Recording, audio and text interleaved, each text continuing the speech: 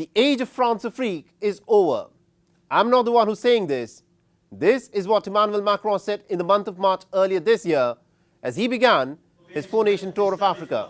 For those who are not familiar, France-Afrique refers to the French sphere of influence in Africa. This was France's post-colonization strategy of propping up dictators in its erstwhile colonies, to set up military bases and to maintain its stranglehold on the resources of the nations of Central and West Africa, even though they'd become politically independent. What is interesting about Emmanuel Macron is this.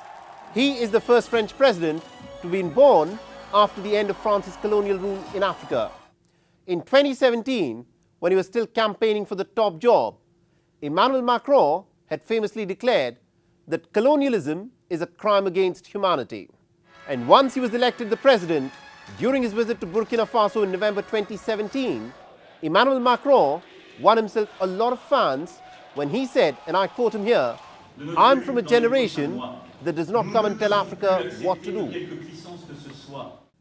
But the question is this: has France really stopped meddling in the affairs of the Western and Central African nations? Well, take the example of Niger, the nation with the most recent coup in Africa. On the 26th of July, when the pro-Western but democratically elected government of Mohamed Bazoum was ousted, Emmanuel Macron was quick to react. Macron was categorical in his statement that he would not tolerate any attack against France or its interests, and Paris would retaliate immediately and uncompromisingly. Now, France has got every right to defend its interests in any part of the globe that it wants. But the obvious question that springs up is this: what really are French interests that France wants to defend in Niger? You see, Niger is the 7th biggest producer of uranium in the world. And as of 2022, Niger exported about 17,615 tons of uranium to France, which is 20% of France's requirement. If this source of uranium dries up, the French nuclear power production industry, even if it is not affected immediately, will feel the strain in the days to come. But uranium is just the tip of the iceberg. Anti-French sentiment at this moment is really strong on the streets of Niger, and the locals say that France is only itself to blame for this. The French policies are clearly viewed as neo-colonialist. The French attitude is perceived as condescending and paternalistic, while French engagement with its erstwhile colonies is viewed as vengeful. Consider this: since 1990, there have been a total of 27 coups in sub-Saharan Africa, and of this, 78% of the governments that have been toppled in military coups have been in Francophone nations. Analysts point out that the reason for this political turmoil in Central and Western Africa is the French policy of France-Afrique. Even though leaders such as Emmanuel Macron and his predecessor François Hollande have verbally tried to distance themselves from these pernicious French policies.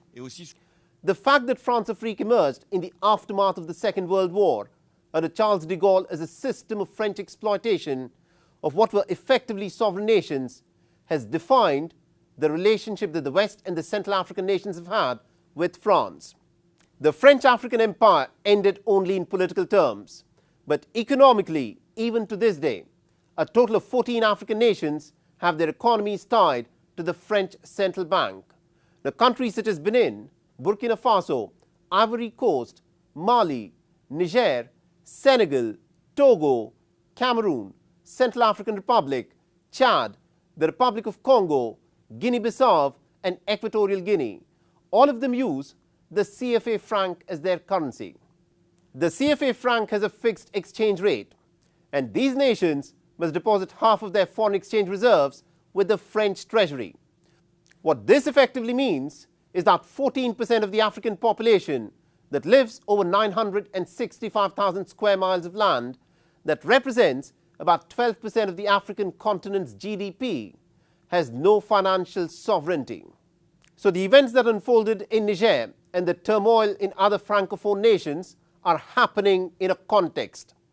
What is actually unfolding is the unraveling of the exploitative system of France-Afrique, of France's weakening stranglehold on the resources of the Western and Central African nations, even as Russia and China appear to be expanding their influence in this troubled African region.